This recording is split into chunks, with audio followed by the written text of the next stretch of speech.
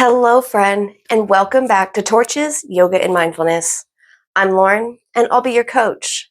Today, we're talking about mindful shopping.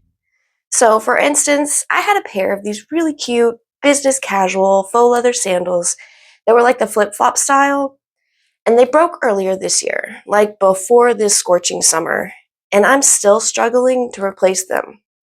Now, part of my issue is that I'm just not a big fan of the current styles and all the sandal trends that are the slide style, where it's just got the single strap over the arch of the foot. Then I start to weigh whether I really need them or not, because of course I do have other shoes. But another thing that trips me up is that if I do see a cute pair, I start going down the chain of thought of about giving my money, my hard-earned money, to that specific company. I start questioning, who are they and what do they really stand for? Friends, we're seeing it happen all over the place right now. American Eagle, Elf Cosmetics, Target, Dunkin' Donuts, H&M, these retail giants that firmly hold a cornerstone in their respective industries are showing their true colors. They won't overtly come out with a political statement, but they will dress up their values in a 30-second commercial to appeal to as many people as possible and reinforce their underlying agenda. But, friend, we're not buying it anymore. We question these marketing campaigns and we speak up against the ones that aim to oppress.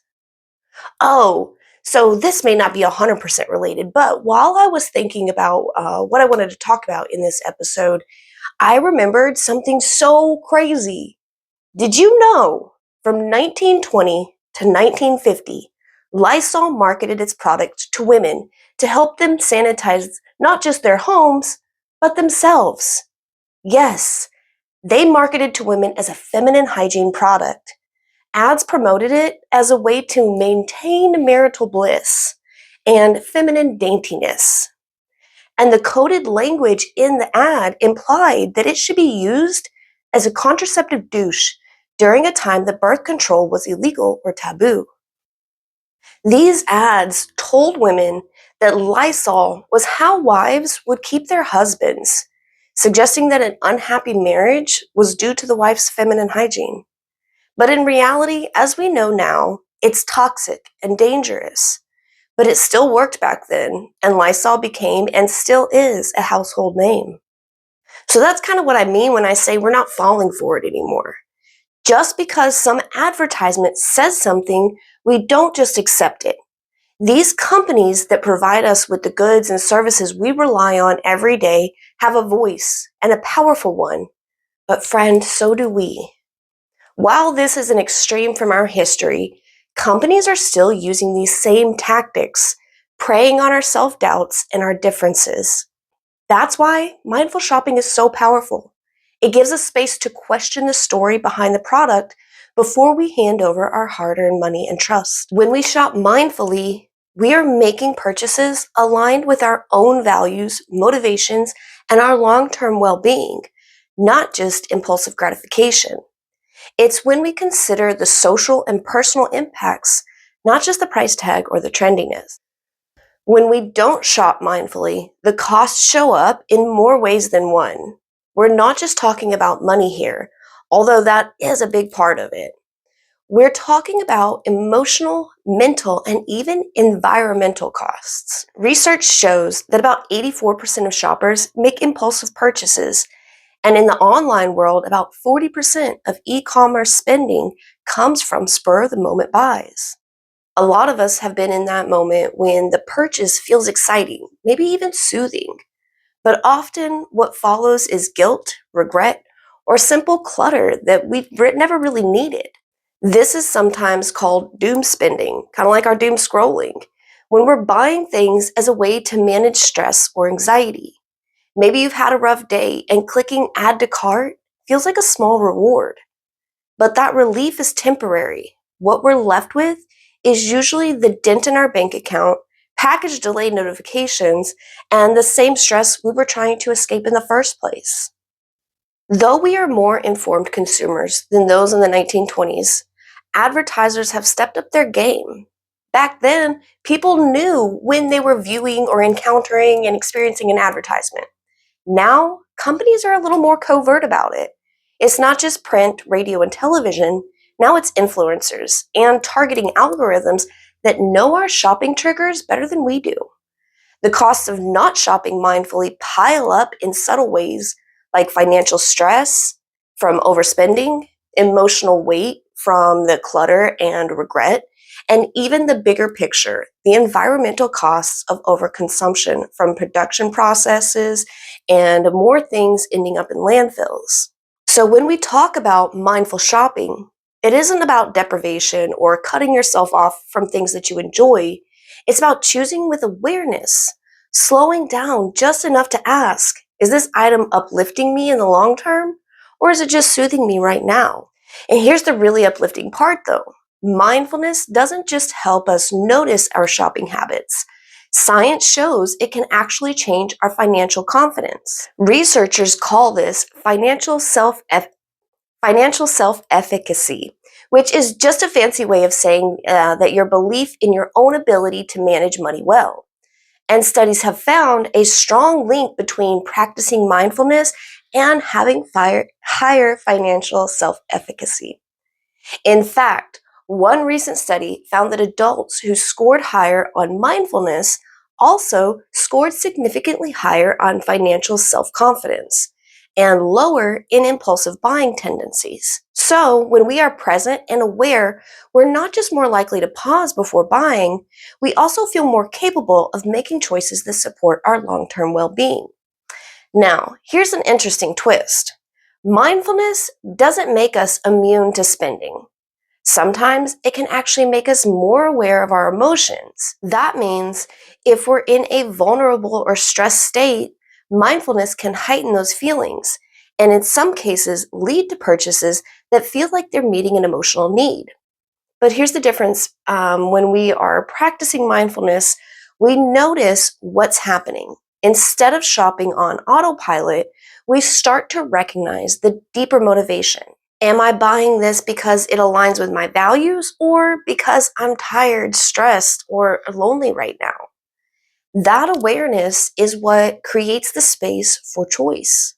So, mindful shopping isn't about perfection. It's about building a kind of self trust that says, I know I can pause.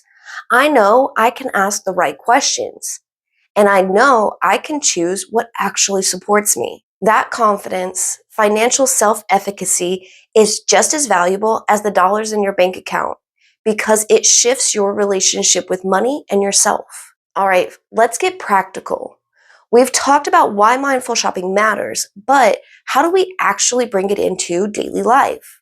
And I want to share a handful of practices, little tools we can experiment with that make shopping more intentional, more aligned with our values, and less stressful.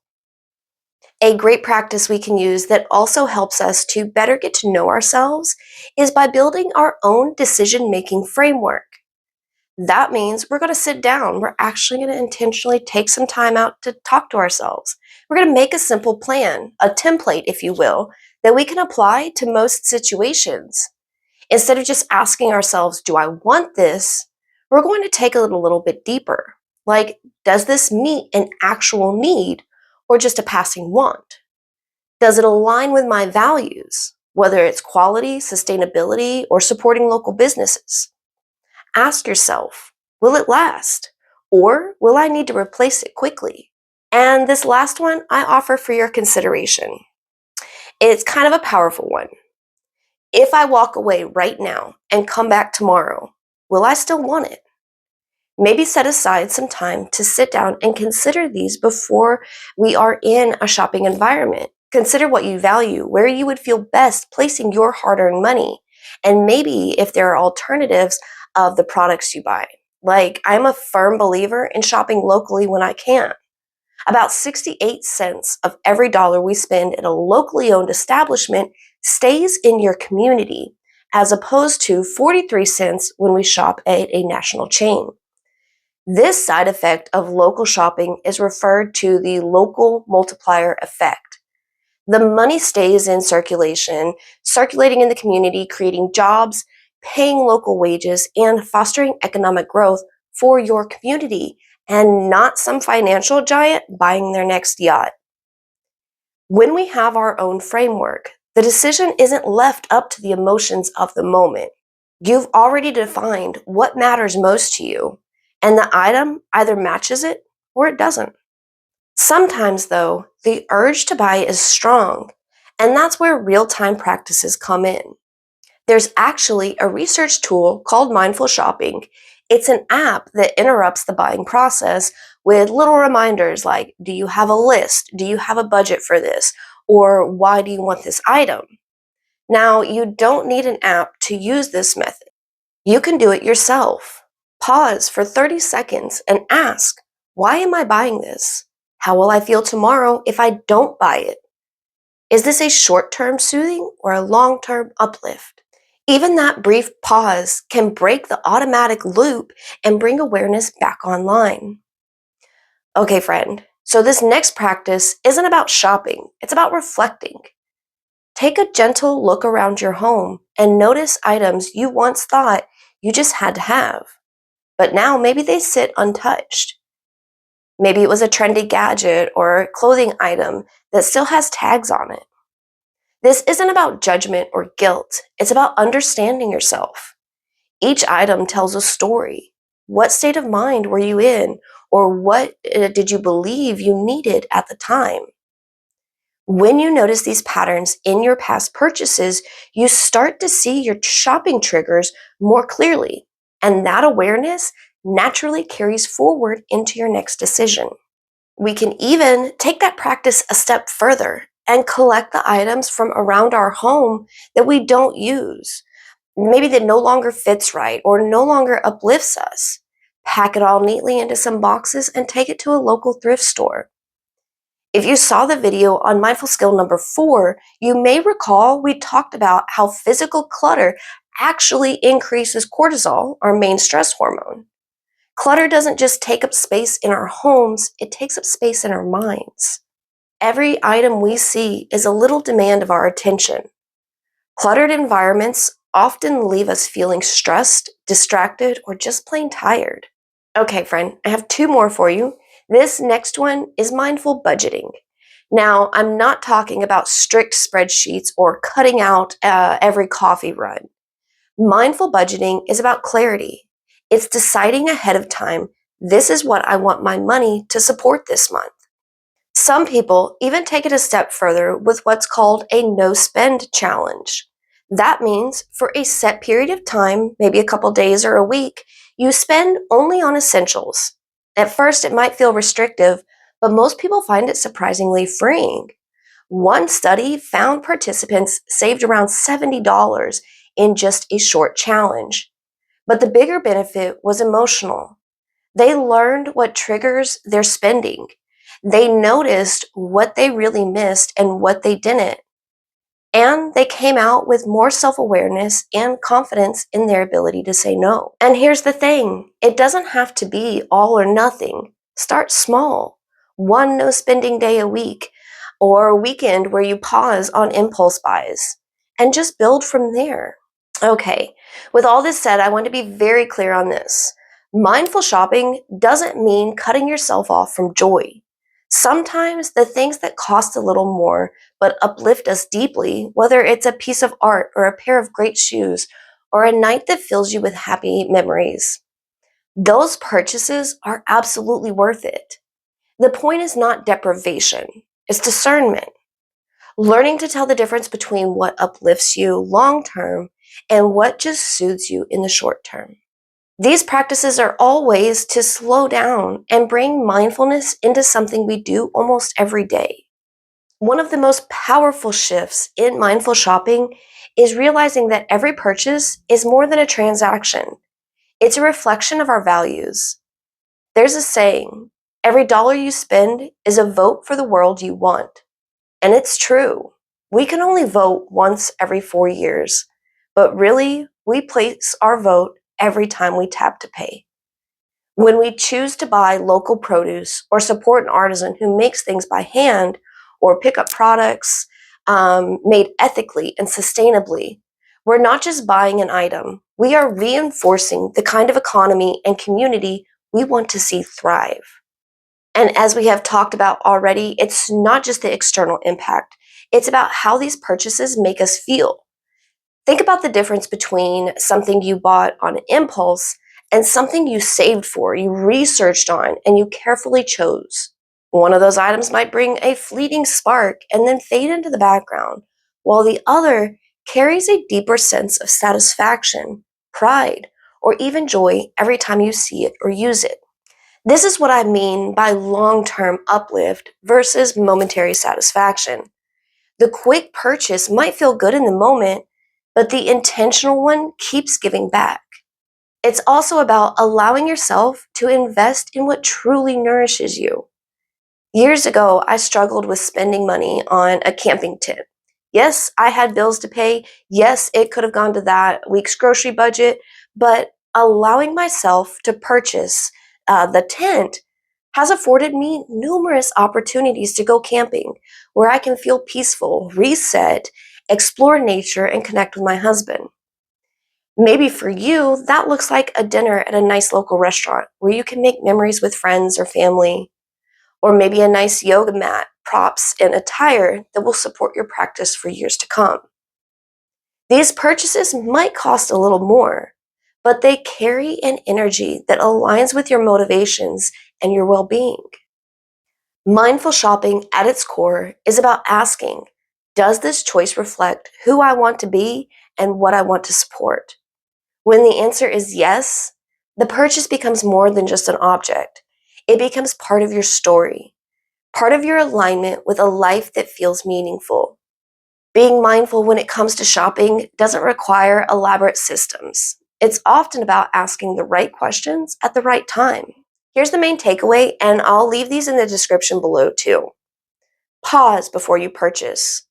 Try a 24-hour rule. If it's not essential, wait 24 hours before buying it.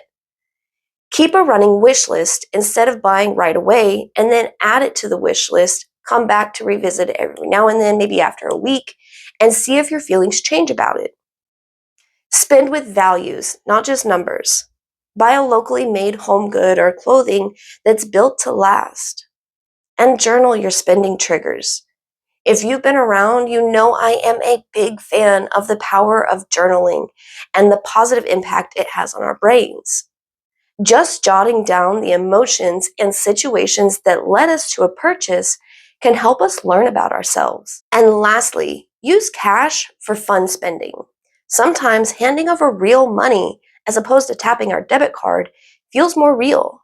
This shift helps us bring awareness into discretionary purchases. Most importantly, remember, these aren't rules.